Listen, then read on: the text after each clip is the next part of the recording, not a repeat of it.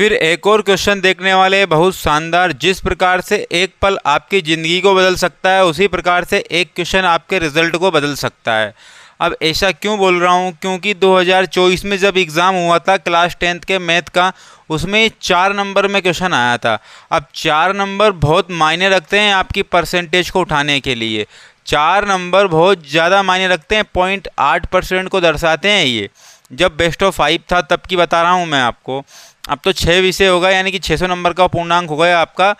तो 4 नंबर का क्वेश्चन आपके रिजल्ट को कितना बेहतर बना सकता है, ये आप अच्छे से जान सकते हो। तो आइए हम इस क्वेश्चन को बहुत ही शानदार और अलग ही अंदाज में करेंगे। आपको ये क्वेश्चन बोरियत तो करेगा, क्यों करेगा, क्योंकि ये थोड़ा सा लंबा है, अर्थात 4 नंबर भी तो लेके आएगा ये क्वेश्चन, ये क्यों नहीं भूल रहे हो आप।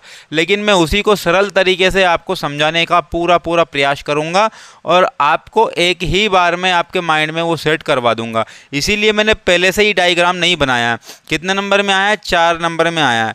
ये आप पेपर देख लीजिए, 2024 का 23वां क्वेश्चन आपका है ना, कैप्सूल वाला प्रश्न आपका है। और मैंने कई बार ऑफलाइन क्लास में मैंने कई बार ये क्वेश्चन करवा दिया है बच्चों को। पिछले वाले बच्चे को बहुत बढ़िया तरीके से, बेहतर तरीके से ये क्वेश्चन याद थे, रिजल्ट भी बहुत बढ़िया गया इसलिए उनका। तो आइए देखते हैं इन क्वेश्चन को। इस क्वेश्चन को देखने से पहले मैं डायग्राम बनाऊंगा। क्या बनाऊंगा? डायग्राम। भाई एक कैप्सूल है। अब एक कैप्सूल के दोनों सिरे कैसे होते हैं? गोलाकार होते हैं, नहीं होते हैं? कैसे होते हैं? गोलाकार। तो सबसे पहले तो कैप्सूल बनाएंगे। कैप्सूल का क्या बनाएंगे? डायग्राम बनाएंगे। तो ये भाई एक लाइन तो मैंने ये खींच दी और एक लाइन मैंने ये खींच दी। तो ये क्या है? ये कैप्सूल है। क्या है? कैप्सूल। अब ये कैप्सूल अभी तो नहीं बना है, अभी तो नहीं बना है, अर्थात अभी तो ये क्या है? बेलन के आकार का है। किस आकार का है? बेलन के आकार का है। इसका मतलब अभी दोनों सिरे मैंने गोल नहीं लिए हैं, ऊपर के गोल सिरे मैंने अभी तक नहीं लिए हैं। तो यहाँ से यहाँ तक की बेलन की क्या होती है? उसको कहते हैं हम हाइट। क्या कहते हैं? हाइट कहते हैं। बेलन की ये हाइट होती है। अब बात करते हैं, ये क्या होती है? त्रिज्या होती है। क्या होती है? त्रिज्या होती है। इसका मतलब ये आर हो गई। और यहाँ से यहाँ तक अगर मैं ऐसा बोल दूँ, ये क्या हो गया? पूरा यहाँ से यहाँ तक का व्यास हो गया। अब ये एक बेलन मौजूद है। अब बेलन में सिर्फ और सिर्फ दोनों कोनों पर क्या लगे हैं? गोलाकार क्या लगे हैं? ढक्कन लगे हुए हैं। इसने बोला ही है, देखो, दवा का एक कैप्सूल, एक बेलन। ये बेलन बना दिया मैंने, के आकार का है। बेलन के आकार का है, जिसके दोनों सिरों पर एक एक अर्धगोले लगे हुए हैं। दोनों सिरों पर क्या लगे हैं? अर्धगोले लगे हैं। तो भाई मैं भी अलग पेन से क्या कर देता हूँ, यहाँ पर गोले बना देता हूँ। अलग पेन से गोले बना रहा हूँ यहाँ पर। ये यहाँ से गोला बना है, ये वाला इस टाइप का बना है। इस टाइप का गोला दोनों सिरों पर बना है। तो मैंने पहले से ही डायग्राम नहीं बनाया है, इसलिए आपके सामने ही बना रहा हूँ ताकि आपको थोड़ी सी आसानी हो जाए। तो ये एक गोलाकार यहाँ लगा हुआ है, एक गोलाकार यहाँ लगा हुआ, लेकिन ये भी अर्धगोला है और ये भी अर्धगोला है। तो एक अर्धगोला ये है, एक अर्धगोला ये है, दोनों को मिला के एक पूरा गोला बन जाता है। तो आप समझिएगा क्वेश्चन में क्या देके रखा है कि कैप्सूल की लंबाई, यहाँ पूरे कैप्सूल की लंबाई कितनी है? 14 mm। तो आपको ये समझना होगा, गोले की यहाँ से यहाँ तक क्या होगी? त्रिज्या होगी। गोले की यहाँ से यहाँ तक क्या होगी? त्रिज्या। और गोले की यहाँ से यहाँ तक क्या होगी? त्रिज्या होगी। तो जो गोले का व्यास है, वही बेलन का व्यास है। तो बेलन का व्यास और गोले का व्यास दोनों का ही क्या है? बराबर है। और गोले की त्रिज्या, क्योंकि यहाँ से यहाँ तक क्या है? त्रिज्या। तो व्यास की आधी क्या हो जाएगी? त्रिज्या हो जाएगी। यहाँ से यहाँ तक गोले का व्यास है जितना, अब उसका आधा क्या? बेलन की भी त्रिज्या हो जाएगी, गोले की भी त्रिज्या हो जाएगी। तो यहाँ पर अब हम देखेंगे, तो यहाँ से यहाँ तक की वैल्यू कितनी बता के रखी है? आप बोलोगे जी भाई 14 mm बता के रखिए। कितनी बता के रखिए? 14। अब त्रिज्या यहाँ है और एक त्रिज्या यहाँ है, तो आधी त्रिज्या, मतलब त्रिज्या और त्रिज्या क्या हो गया? व्यास हो गया। क्या हो गया? व्यास। तो इसका मतलब व्यास कितना दे के रखा है? 5 दे के रखा है, यानी कि ये भी त्रिज्या और ये भी त्रिज्या, इन दोनों त्रिज्याओं को जोड़ दिया तो क्या हो गया? व्यास हो गया। क्या हो गया? व्यास हो गया। अर्थात इस 14 mm को मैं क्या मान लेता हूँ? एल मान लेता हूँ। टोटल क्या मान लेता हूँ? एल। इस पूरे कैप्सूल को क्या मान लेता हूँ? एल। तो यहाँ तक मैंने पूरे कैप्सूल की लंबाई को मान लिया मैंने एल, और ये बराबर है कितनी? 14। तो यहाँ पर हाइट निकलेगी कैसे? एच बराबर निकलेगा एल माइनस में डी, एल माइनस में डी, क्योंकि त्रिज्या यहाँ से यहाँ तक थी, एक त्रिज्या तो ये और एक त्रिज्या ये, तो इन दोनों को प्लस कर देंगे तो डी बन जाएगा, अर्थात व्यास बन जाएगा। तो एच बराबर एल का मतलब कितना आया 14 बताया, और डी का मतलब व्यास का मतलब कितना बताया 5 बताया। तो 14 में से 5 जाएंगे तो कितनी बचेगी 9, यानी कि हाइट हमारी कितनी आ गई 9, हाइट कितनी आ गई 9, और त्रिज्या कितनी आ गई, क्योंकि आपको बताया गया व्यास कितना दिया है 5, और 5 में 2 का भाग दे देंगे तो क्या हो जाएगा त्रिज्या आ जाएगी। इसका मतलब व्यास की आधी क्या हो जाती है त्रिज्या हो जाती है। अब पूरा का पूरा काम हमने कहाँ कर लिया डायग्राम में कर लिया है, पूरा का पूरा काम का कर लिया हमने डायग्राम में कर लिया है।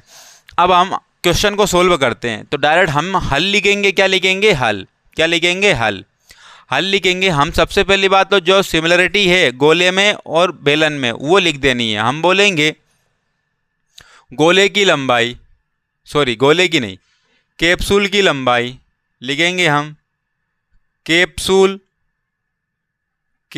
की लंबाई कितनी दे के रखी है 14 mm दे के रखी है। वहीं हम बात करेंगे बेलन की ऊंचाई, बेलन की ऊंचाई, बेलन की ऊंचाई क्या दे के रखी है बता के रखी है 9, बता के नहीं हमने निकाल लिया है। बेलन की ऊंचाई कितने निकाल ली 9, क्या निकाल ली 9 mm निकाल ली, 9 mm निकाल ली। और यहाँ पर आपको दिया है, क्या है दिया है, तो क्या दिया है यहाँ पर व्यास, क्या दिया है व्यास, यानी कि बेलन का व्यास बराबर होगा क्या, बेलन का व्यास बराबर है, यहाँ पर बराबर है गोले के व्यास के, गोले के व्यास के, अर्थात r बराबर क्या हो जाएगी r। तो d कितना दिया था आपको, तो d बराबर, पहले d बराबर लिख देते हैं, तो d बराबर d, और यहाँ पर d कितना दिया है 5, यहाँ पर भी कितना दिया है 5, तो r बराबर कितनी हो गई, r बराबर कितनी हो गई, r बराबर तो 5/2, क्योंकि d का आधा क्या होता है, d का आधा क्या हो जाता है, d का आधा हो जाता है त्रिज्या, तो 5/2 इसकी हो गई, 5/2 इसकी हो गई। इसका मतलब हमें बेलन की भी 5/2 त्रिज्या है और व्यास की भी, सॉरी गोले की भी कितनी है 5/2 ही है। तो यहाँ पर अब बोल देंगे, तो यहाँ इतना कुछ नहीं लिखेंगे हम, जब d लिख दिया है तो हम लिखेंगे अर्थात, लिखेंगे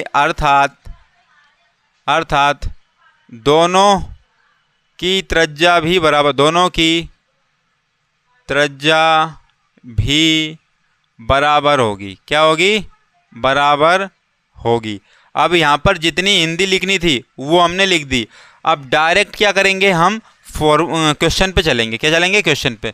तो क्या निकालना है इसका क्या निकालना है, पृष्ठीय क्षेत्रफल निकालना है। तो कुल तो नहीं बोला है, वक्र पृष्ठ बोला है, क्या बोला है वक्र पृष्ठ बोला है।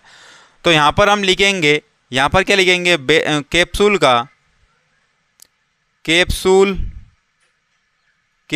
का वक्र पृष्ठ का क्षेत्रफल निकालना है, क्या निकालना है क्षेत्रफल निकालना है। तो क्षेत्रफल में क्या जोड़ेंगे हम, सबसे पहले तो ये पूरा का पूरा बेलन, ये पूरा का पूरा पहले मैं ब्लैक पेन से मैंने बनाया था, क्या बनाया था बेलन का वक्र पृष्ठ जोड़ देंगे, बेलन का वक्र पृष्ठ निकाल देंगे। तो निकालेंगे हम, क्या निकालेंगे बेलन का वक्र पृष्ठ, बेलन का वक्र पृष्ठ, बेलन का वक्र पृष्ठ का क्षेत्रफल। तो क्षेत्रफल हमने बेलन का वक्र पृष्ठ लिख दिया है। अब आप मुझे बताइए, अब ये गोला और बचा है, इधर का अर्धगोला इधर का अर्धगोला, तो अर्धगोले का पृष्ठीय क्षेत्रफल क्या होता है प्लस में अर्धगोले का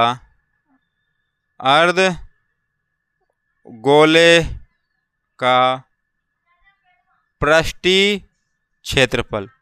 तो पृष्ठीय क्षेत्रफल प्लस कर दिया हमने, तो अर्धगोले का पृष्ठीय क्षेत्रफल प्लस कर दिया।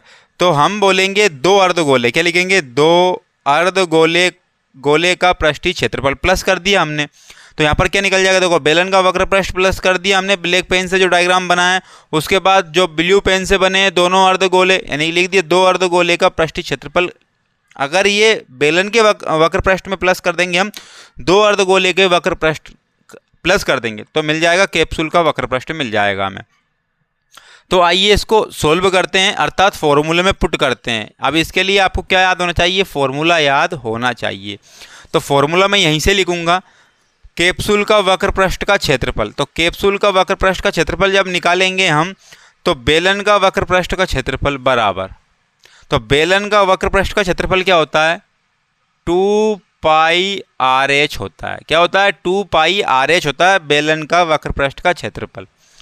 प्लस में अर्धगोले का वक्र पृष्ठ का क्षेत्रफल क्या होता है, अर्धगोले का वक्र पृष्ठ का क्षेत्रफल होता है 2 पाई आर स्क्वायर, ये होता है 2 पाई आर स्क्वायर, ये होता है। लेकिन ये तो एक ही गोले का वक्र पृष्ठ का क्षेत्रफल है। ऐसे हमारे पास कितने गोले हैं, 2 अर्धगोले हैं, तो ये तो एक वक्र पृष्ठ का क्षेत्रफल निकला गोले का, तो इसमें हम करेंगे 2, इसमें हम करेंगे 2, क्योंकि 2 अर्धगोले हैं तो 2 कर दिया। तो ये जो है ना योग आएगा इनका, वही हमारा क्या हो जाएगा, कैप्सूल का वक्र पृष्ठ का क्षेत्रफल आ जाएगा। तो ये हमारा क्या है, फॉर्मूला है। ये क्या है, फॉर्मूला है। तो हम यहाँ पर क्या करेंगे, 2 पाई आर कॉमन ले लेंगे। तो यहाँ से 2 पाई आर कॉमन लिया, यहाँ से क्या लिया, 2 पाई आर कॉमन ले लिया। आपकी सुलभता के अनुसार 2 पाई आर कॉमन ले लिया, तो यहाँ पर क्या बच गया, h बच गया प्लस में। तो यहाँ पर भी 2 है और यहाँ पर भी क्या है 2, तो 2 पाई आर ले ही लिया। अब यहाँ पर ये 2 पाई आर कॉमन ले लिया, क्या ले लिया, 2 पाई, तो ये वाला 2 तो बचा ही है इन 2 में। आर यहाँ एक कॉमन आ गई, लेकिन आर कितनी थी, यहाँ पर 2 थी, तो इसलिए एक आर यहाँ पर बच गई, एक आर यहाँ पर बच गई। तो आइए फॉर्मूले में पुट करते हैं। तो 2 तो लिख दिया हमने, पाई की वैल्यू 22/7 होती है, और इनटू में आर कितना दिया है, 5/2 दिया है। आर कितना दिया है, 5/2, आर की वैल्यू 5/2।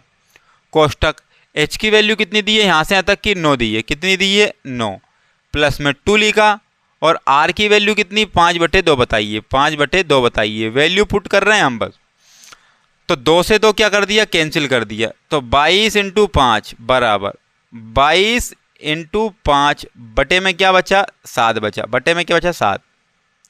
अब 2 से 2 कर दिया, 9 और 5 कितने होगा, 14 होगा, 9 और 5 कितने होगा, 14 होगा। तो यहाँ से अब देखो आप, बराबर 22 × 5 बटे में 7 इंटू में कितना है, यहाँ पर 14। तो यहाँ पर देख लेंगे हम, 7 दूने 14, तो बचे क्या, 22 × 5 × 2। तो इसको हम क्या लिख सकते हैं, 22 × 5 दूने 10, तो 22 के बाद एक 0 लगा देनी है, तो 22 एक 0 लगा देनी है यहाँ पर। तो यहाँ पर लिखेंगे mm वर्ग mm, क्या लिखेंगे, वर्ग mm, या फिर mm², क्या लिख देंगे, mm²। यहाँ पर ये लिख देंगे mm², क्योंकि यूनिट क्या दी थी आपको, इकाई क्या दी थी, mm ही दे के रखी थी, क्या दे के रखी थी, mm। तो mm², यहाँ पर क्या निकल जाएगा, आपका क्षेत्रफल निकल जाएगा, किसका, वक्र पृष्ठ का क्षेत्रफल, और यही आपका क्या हो जाएगा, आंसर हो जाएगा। तो आप मुझे बताइए कितना बेस्ट क्वेश्चन है। आपको क्या करना है, थोड़ी सी समझ यहाँ विकसित करना है, पूरा का पूरा काम आपको कहाँ कर देना है, डायग्राम पे कर देना है। उसके बाद अगर आपको फॉर्मूले याद हैं तो आप अच्छे से आसानी से बहुत बढ़िया तरीके से 4 नंबर अपने खाते में जोड़ सकते हो। तो ये क्वेश्चन था। अगर क्वेश्चन का तरीका और सोल्व करवाने की जो टेक्निक है अगर वो पसंद आई हो तो वीडियो को लाइक कर देना, चैनल को सब्सक्राइब कर देना, और कमेंट्स बॉक्स में बताना मुझे आप कि कमेंट्स बॉक्स में आपको बताना है कि पूरे गोले का आयतन क्या है, पूरे गोले का आयतन। तो गोले का आयतन क्या होगा, फॉर्मूला आपको बताना है, गोले का आयतन क्या होगा।